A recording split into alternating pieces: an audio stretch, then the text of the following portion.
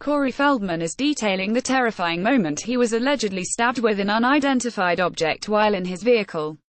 Hours after Feldman shared 2 photos of himself lying in a hospital bed on Wednesday morning, he spoke with TMZ to discuss the moment. He claimed 3 men approached him in his car and one attacked while his security was distracted. "My security guy mentioned that he believes somebody's following us. And then he sees that same car kinda speed up in front of us, and then I see the car finally, and the car's basically doing the same thing the car on the freeway was doing, pulling up to people almost looking like he's going to hit them, kind of just clearing some kind of path. And then he slows down and aligns himself with our window on the passenger side. So when he does that, the guy on the passenger side, which is where my security's sitting because I'm driving, he looks and he starts giving him the evil eye," Feldman began in his TMZ interview. Feldman said his security guard had the window a small bit and looked out and stared the man down as they were driving before they came to a red light, where a car was in front of Feldman's vehicle. "The guy pulls up directly behind me, and when he does that, somebody gets out of their car, starts approaching our car, a short guy, bald head, Mexican fellow.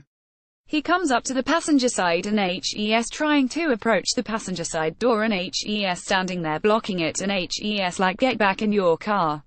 You might want to move away. Don't approach our car," Feldman recalled. And the guy's like, "What you gonna do about it? You got a gun." According to the actor, Feldman's security guard instructed the man to get back in the car and the man appeared to be retreating back to his vehicle. Feldman claimed he had both windows down and was watching to see what the other vehicle was doing. When the stoplight turned green, Feldman said he wanted to leave but was unable to because the vehicle in front of him hadn't yet moved. "At that point, the car behind us does a U-turn, pulls out into the other lane, does a U-turn, comes back and aligns himself right next to my driver's side," said Feldman, who explained that his security didn't see because he was focusing on the other man. "Then all of a sudden, somebody gets out of the passenger's side, went there right next to me, he comes over, I lock my door and the door is locked. He goes to pull the handle, it doesn't work. And then all of a sudden, I don't know what he did, but he pulls it again with extra strength and the door flies open and he just lunges in. He's got a weapon in his hand, he stabs at me one time," said Feldman, who pulled both his body back and closed the door before driving off. Said Feldman, "He got one stabbing, that was it. And it was a very small punctuation. It was like a dot. It was bleeding, but it was like a dot. So I don't know if he just got me with just the tip of the knife, or if he got me with a syringe. That's the part we don't know." Feldman claimed to TMZ he knows 100% for a fact that there is a conspiracy against him. "I do know for a fact that that conspiracy has to do with every false accusation that you've heard about me in the media within the last 6 months.